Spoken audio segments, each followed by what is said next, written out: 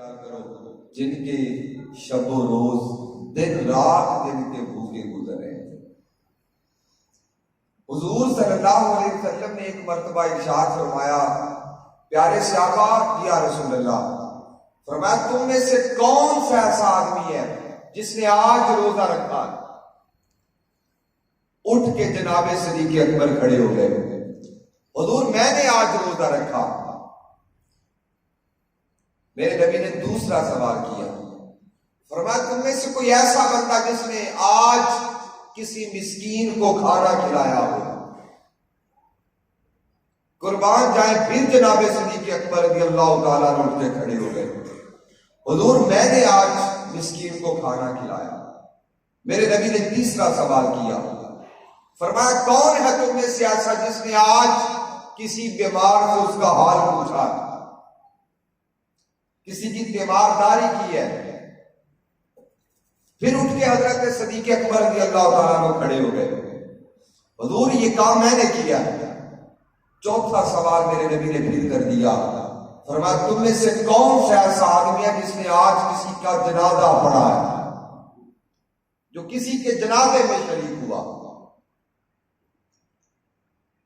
اٹھ کے پھر صدیق اکبر رضی اللہ تعالیٰ عنہ کھڑے ہو گئے، الحمدللہ حضور میں نے کیا۔ دیکھیں کتنے شرف والے ہیں کہ جو بھی کام حضور پوچھتے ہیں انہوں نے کیا ہوتا۔ اسی وجہ سے ایک مرتبہ میرے نبی نے فرمایا کہ 360 ایسی عادتیں ہیں، خصلتیں ہیں کہ اگر ان 360 میں سے کسی بندے میں ایک پائی جائے تو وہ اس کے جنت میں جانے کے لیے کافی ہو جاتی ہے۔ حضرت صدیق اکبر رضی اللہ تعالیٰ عنہ بولے، حضور مجھ میں کتنی خصلتیں پائی جاتی ہیں، وہ مجھ میں بھی کوئی پائی جاتی ہے کہ نہیں پائی جاتی؟ حضور کے فرمان پہ اور نوازنے پہ قربان جائیں، اللہ حضرت عظیم البرکہ فرماتے ہیں میرے کریم سے گر قطرہ کسی نے مانگا دریا بہا دیے ہیں دربے بہا دیے ہیں۔ جس صدیق نے خیرات در مصطفیٰ سے لی ہو پھر اس کا حال یہ ہوتا ہے۔ حضور نے فرمایا صدیق تجھ میں تو 360 ہی پائی جاتی ہے، ساری خصلتیں تم میں پائی جاتی ہیں۔ 4 سوال حضور نے کیے، کسی نے روزہ رکھا اٹھ کے کھڑے ہو گئے، جی حضور۔ مسکین کو کھانا کھلایا، جی۔ بیمار کی تیمارداری کی، حضور میں نے کی ہے۔ کسی کے جنازے میں شریک ہوئے، جی حضور میں شریک ہوں۔ قربان جائے میرے نبی کے فرمان پہ اور نوازنے پہ۔ حضور فرماتے ہیں یاد رکھنا اگر کسی میں یہ چیزیں پائی جاتی ہیں نا تو وہ سمجھ لے کہ اس کے جنت میں جانے کے لیے کافی ہے، یعنی جو یہ عمل کرتا ہے وہ ضرور جنت میں داخل ہوگا۔ تو حضور کے صحابہ حضور سے سنا کرتے تھے اور عمل کیا کرتے تھے۔ ہم بہت ساری چیزیں ایک کان سے سن کے دوسرے کان سے نکال کے چلے جاتے ہیں۔ حضور کے صحابہ نے ایسا ایمان رکھا تھا تو اللہ کا قرآن بولا وَإِنْ آمَنُوا بِمِثْلِ مَا آمَنْتُمْ بِهِ فَقَدِ اهْتَدَوْا۔ اگر لوگ بھی حضور کے صحابہ تم جیسا ایمان لائیں گے تو ہدایت پائیں گے۔ اسی وجہ سے حضور نے فرمایا علیکم بسنتی وسنت خلفاء راشدین، تم پر میری سنت ہے، میرے خلفاء راشدین کی سنت لازم۔ اسی وجہ سے حضور صلی اللہ علیہ وسلم نے ارشاد فرمایا اصحابی کالنجوم فبأیہم اقتدیتم اقتدیتم، میرے صحابہ ستاروں کی مثال ہے، تم جس کی بھی اقتدا کرو گے پیچھے چلو گے ہدایت پا جاؤ۔ تو حضور کے صحابہ سے سیکھنا چاہیے کہ جو ہر وقت اس کوشش میں رہتے تھے کہ اجر و ثواب کے ڈھیر ہمیں مل جائیں۔ ایک مرتبہ میرے نبی فرمانے لگے کہ جناب من فاطر فیہ صائمن کان لہ مغفرۃ لذنوبہ، جو بندہ رمضان کے مہینے میں کسی بندے کی افطاری کروائے گا، کسی بندے کی افطاری کرائے گا، حضور نے فرمایا تو اس کے لیے اس کے گناہوں کی بخشش ہو جائے گا۔ یعنی ایک بندہ کسی کی افطاری کرواتا ہے تو افطاری کروانے والے کی بخشش ہو گئی، گناہ معاف ہو گئے، جہنم سے اس کی گردن بچ گئی۔ وَكَانَ لَهُ مِثْلُ أَجْرِهِ مِنْ غَيْرِ أَنْ يَنْتَقِصَ مِنْ أَجْرِهِ شَيْءٍ۔ حضور صلی اللہ علیہ وسلم نے ارشاد فرمایا روزہ کھلوانے والے کو، افطار کروانے والے کو اتنا ثواب ملے گا جتنا روزہ رکھنے والے کو ملا، اتنا ثواب ملے گا۔ لیکن یاد رکھنا جس نے روزہ رکھا ہے، جس نے افطاری کی ہے، اس کے ثواب میں کمی نہیں ہوگی۔ ہم آج کچھ لوگ کہتے ہیں لو میں اگر جا کے کسی کے گھر میں افطاری کر لی تو ثواب تو اس کو مل گیا، میں تو اپنے گھر میں کروں گا، یہ بات بھی غلط ہے۔ حضور صلی اللہ علیہ وسلم دعوت کو موڑا نہیں کرتے تھے، اگر کوئی کسی کو دعوت دے تو اس کی دعوت کو قبول کرے، کیوں؟ کیونکہ ثواب دینے والا جو مالک ہے وہ ایسے ثواب دیتا ہے۔ حضور نے فرمایا کہ جس نے روزہ رکھا اس کے ثواب میں کمی نہیں ہوگی، لیکن جس نے افطار کروایا اللہ تعالیٰ اتنا ثواب اس کو بھی عطا فرما دے گا۔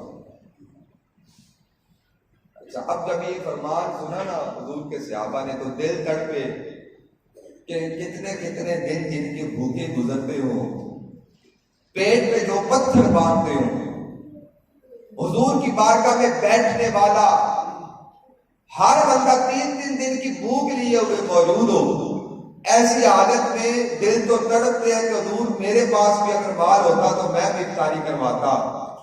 تو حضور صلی اللہ علیہ وسلم کے صحابہ پوچھنے لگے حضور ہم میں سے ہر بندے کے پاس اتنا سرمایہ تو نہیں ہے کہ ہم کسی کی افطاری کروا سکیں، ہر بندہ تو یہ طاقت نہیں رکھتا کہ کسی کی افطاری کروائے، حضور ہم ثواب کیسے پائیں؟ یہ بات میری ذرا غور سے سننا، کیوں؟ اس وجہ سے کہ حضور کی زبان اقدس سے جو ملنے والے فوائد ہیں اس کی کوئی انتہا نہیں ہے۔ نبی پاک صلی اللہ علیہ وسلم نے ارشاد فرمایا یوم اللہ ھذا الثواب من فطر صائما علی مسقط لبن۔ حضور صلی اللہ علیہ وسلم نے ارشاد فرمایا اللہ یہ ثواب اس بندے کو بھی دے دے گا کہ جو کچی لسی کے ساتھ روزہ افطار کروائے گا۔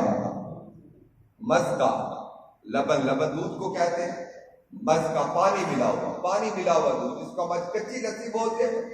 تو حضور نے فرمایا کہ جو پانی ملے دودھ کے ساتھ ہی کسی کا روزہ افطار کروا دے اللہ تعالیٰ اس کو بھی یہ ثواب عطا فرما دے گا۔ دوسری بات حضور صلی اللہ علیہ وسلم نے ارشاد اور تمرہ کرنا یا کھجور کے ساتھ روزہ افطار کروا دے یا پانی کے گھونٹ کے ساتھ روزہ افطار کروا دے۔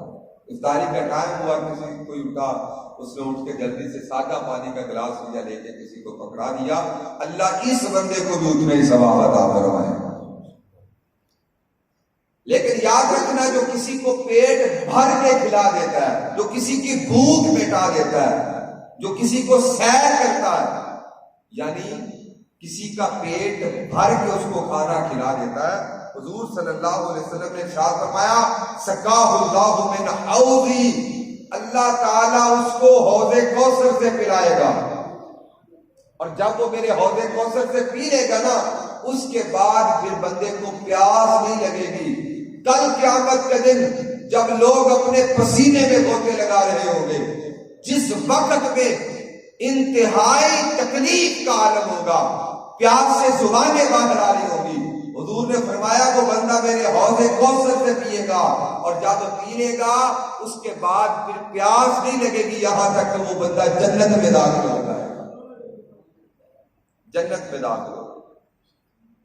فرمایا کہ یہ مہینہ جو ہے یہ اس کے 3 حصے کر لو نا، 10 دن، تو پہلا حصہ جو ہے نا وہ رحمت ہے، درمیانہ حصہ مغفرت ہے، اور اس کا آخری حصہ جہنم سے آزادی ہے۔ جو بندہ اس مہینے میں اپنے غلام کا، اپنے نوکر کا وزن ہلکا کرے گا، یہ بات سنیں، یہ صرف یہ نہیں کہ ہم نے روزہ رکھا تو ہم سارا دن لیٹے رہے اور جو اپنے نوکر چاکر رکھے ہوئے ہیں ان پہ ڈبل بوجھ ڈال دیں۔